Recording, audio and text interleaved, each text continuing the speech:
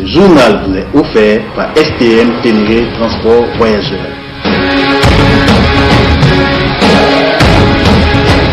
STM, une nouvelle façon de voyager.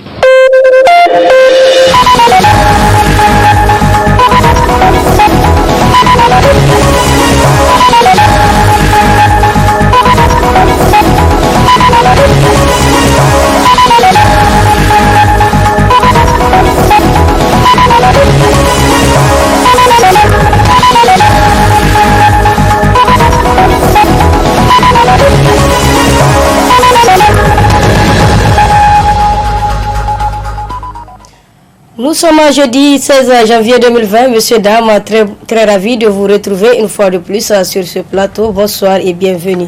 Cela dit, les voix se sont élevées pour remettre en cause la présence de la force Barkhane française dans les pays du G5 Sahel. Mais à Pau, les présidents ont décidé autrement.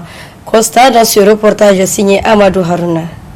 La rencontre de Pau a été définitivement entérinée sur fond d'un communiqué conjoint qui est loin de faire l'unanimité dans les pays du G5 Sahel sur le maintien ou non de la présence Barkhane sur le continent. Bien avant contesté par des manifestations de la rue au Mali, de marches et meetings prévus par une partie de la société civile nigérienne, mais jamais autorisé.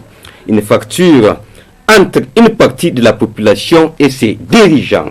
Pour eux, il n'est pas question de changer de politique. C'est-à-dire que normalement la réponse à ça, c'est de dire bon, ok, on ne peut plus continuer à faire des injustices, on ne peut plus laisser la corruption prospérer, on ne peut plus continuer à ne pas investir dans les secteurs sociaux, l'éducation, la santé, etc. On ne peut pas abandonner les populations et que c'est ça qui a favorisé. Donc il faut changer radicalement de politique. Ça, bien entendu, nos chefs d'État ne veulent pas. Et au vu de ce qui se passe en France, vous savez aussi qu'Emmanuel Macron n'est pas un partisan lui-même de politique sociale. Donc ils ne veulent pas aussi changer la gouvernance, les relations entre les gouvernants et les citoyens, etc. Ces choses-là, ils ne veulent pas le faire. C'est à la portée, mais ils ne veulent pas le faire parce que ça ne correspond pas à leurs intérêts. Maintenant, nous disons qu'il faut faire partir les forces extérieures et ils disent non, il faut maintenir les forces extérieures. Il faut même renforcer les forces extérieures.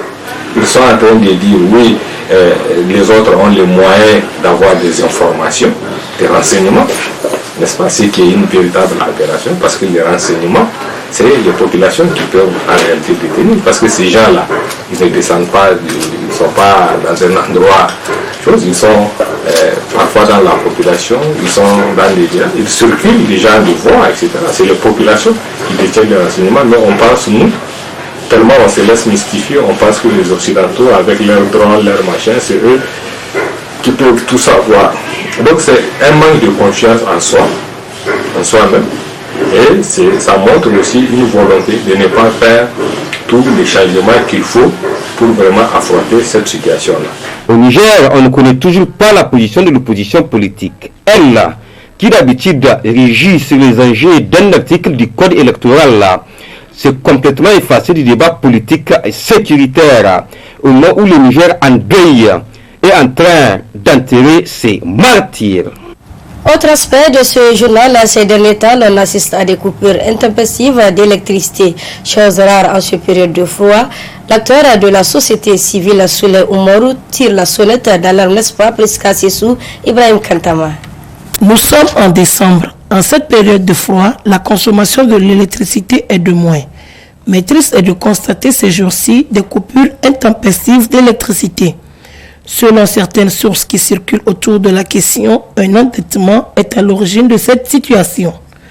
Pour Souley Oumarou, acteur de la société civile, une explication des autorités en charge de l'électricité urge afin d'éclairer l'opinion publique. Et nous avons besoin de lumière sur cette affaire.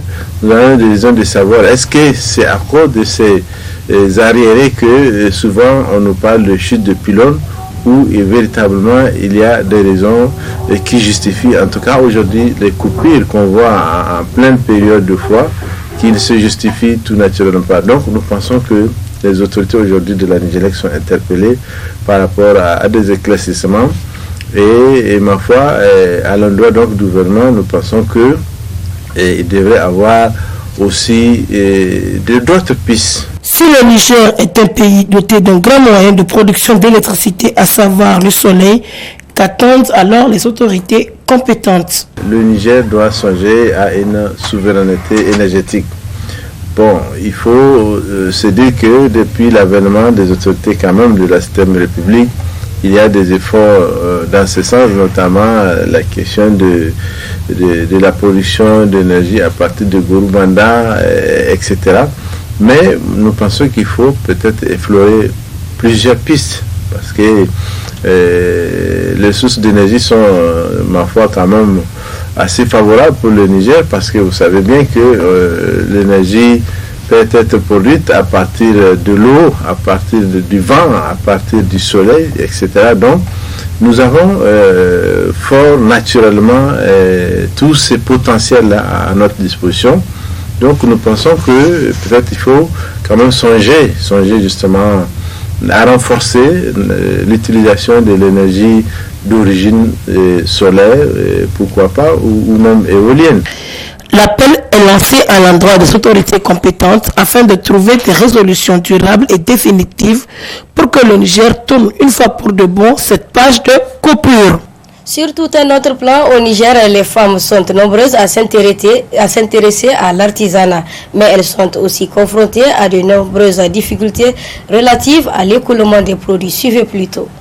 Au Niger, les statistiques estiment à 900 000 les personnes qui exercent les métiers de l'artisanat. Et jusqu'à 60% de ce chiffre sont, selon toujours les statistiques, des femmes. Elles exercent dans ce domaine qui favorise ainsi leur autonomisation. Nous sommes en train de nous battre. Dieu merci, les femmes artisanes ont bien compris, c'est pas comme avant. On continue aussi de sensibiliser les femmes artisanes en ce qui concerne la production de qualité et l'écoulement des produits. Bien qu'elles soient nombreuses à embrasser le métier, elles sont cependant confrontées à plusieurs difficultés. Les difficultés ne manquent pas, mais pas comme avant. Ça reste beaucoup. Il faut que nos autorités nous aident. Parce que le SAFEM seul ne peut pas soutenir toutes les femmes artisanes du Niger. Parce que nous sommes nombreuses et vous voyez vous-même ce que ça fait. En ce qui concerne surtout les financements, c'est ça, c'est même ça le grand problème des femmes artisanes. C'est le financement et le manque aussi des matériels pour la production. Nos femmes artisanes vraiment du Niger, elles sont courageuses. Voyez, de Ningimi à Dakar, avant nous faisons 9 jours en cours de route. S'il s'agit des femmes artisanes qui vont quitter Ningimi, Difa, elles vont faire 12 jours en cours de route. Vous voyez ce que ça fait pour une femme, une mère de famille, qui après la production, tu vas faire en cours de route 10 jours, 11 jours, 12 jours pour aller écouler les produits et revenir au pays. Vraiment, je les félicite et bravo pour les femmes artisanes du Niger. Dans le domaine de l'artisanat, tout comme dans d'autres, les femmes nigériennes sont désormais actives et participent à l'essor économique du pays. Elles n'ont de ce fait besoin que d'un appui de la part des autorités pour qu'elles puissent pleinement exprimer leurs compétences. Nombreux sont ces jeunes qui s'adonnent au petit commerce afin de subvenir à leurs besoins. C'est ce qui a suscité ce reportage de nos équipes Sharifa Suleiman et Bachir Hainikoy. En cette période de fraîcheur, beaucoup de jeunes pratiquent des activités génératrices de revenus pour lutter contre le chômage et combattre l'oisivité.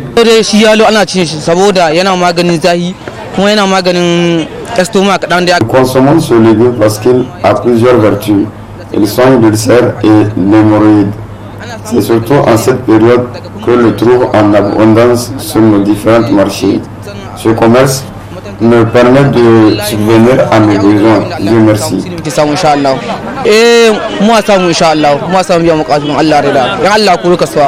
Dans un contexte de morosité économique extrême, beaucoup de jeunes préfèrent ne pas baisser les bras, mais plutôt s'adonner au petit commerce. En voilà le reportage de ce journal, nous vous proposons ce jour de suivre un zoom sur la consommation du poisson frais au Niger. Comment se porte son marché? Réponse dans ce reportage à Ralia Sani. Le poisson est une ressource halieutique très importante dans l'alimentation humaine à cause notamment de sa richesse en protéines. C'est une ressource très prisée par les populations nigériennes. Cependant, force est de constater que la production locale du poisson frais ne couvre pas le besoin de la population, ce qui renchérit son coût et incite les consommateurs à faire recours aux poissons congelés.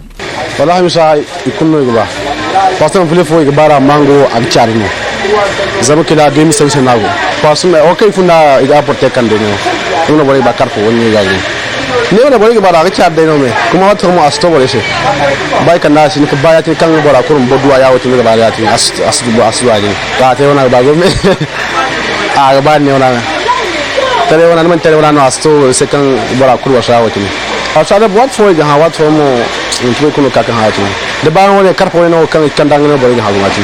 On peut ainsi retenir que même avec la concurrence entre le poisson frais et local et celui importé, la commercialisation du poisson en général contribue significativement dans l'économie des ménages de pêche en particulier et d'une manière générale dans l'économie du pays. Dernier aspect de ce journal, parlons de santé dans ce journal avec les maladies tropicales négligées, comment prévenir et comment se fait la prise en charge de ces maladies. Réponse avec Dr Alfari Aïchatou du ministère de la Santé publique dans ce reportage de Sharifa Suleiman. Les maladies tropicales négligées sont un groupe de 20 maladies identifiées par l'OMS, dont le Niger a identifié 10 qui sont répartis en 2 groupes. Un groupe à chimiothérapie préventive qui prend en compte la bilharziose, les vers intestinaux ou géo-helminth, le trachome, la filariose et l'onchocercose. Et le deuxième groupe a pris en charge des cas qui sont la lèpre, la leishmaniose, la trypanosomiase humaine africaine, la rage et le ver de Guinée. Comment ces maladies se transmettent à l'homme et quels sont leurs modes de prévention? Ces maladies peuvent être traitées si elles sont rapidement prises en charge, d'où cet appel à la population. Tout ce que nous pouvons dire, c'est qu'ils ont des hôtes intermédiaires pour ce qui concerne le groupe à chimiothérapie préventive. Ce sont les mouches, les moustiques, les escargots qui sont des hôtes intermédiaires, et le milieu favorable, c'est surtout le manque d'hygiène et d'assainissement qui favorise la répartition de ces maladies ou bien la contamination de la population. Pour les prévenir, c'est le changement de comportement et le changement de l'environnement. Il faut assainir les ménages, il faut utiliser et entretenir bien les latrines, il faut l'hygiène corporelle d'une manière générale, le lavage des mains après les toilettes et tout ce que ça comporte. Oui, pour les complications redoutables de ces maladies, c'est qu'il faut que les gens comprennent que c'est pas lié à des connotations d'un milieu ou quoi, qu'on dise que c'est non, c'est qu'il a fait une mauvaise chose dans la société, c'est pourquoi il a ces complications de ces maladies-là. Non. Prévenir vaut mieux que guérir. La santé vaut de l'or. Alors, le mieux, c'est de vous rendre dans les centres de santé pour se faire soigner une fois les symptômes diagnostiqués. Voilà, point final de ce journal. Merci de rester fidèle au programme de La Voix et le Miroir de la Femme. Très bonne réception, bonsoir. Ce journal vous a été offert par STM Ténéré Transport Voyageurs. STM, une nouvelle façon de voyager.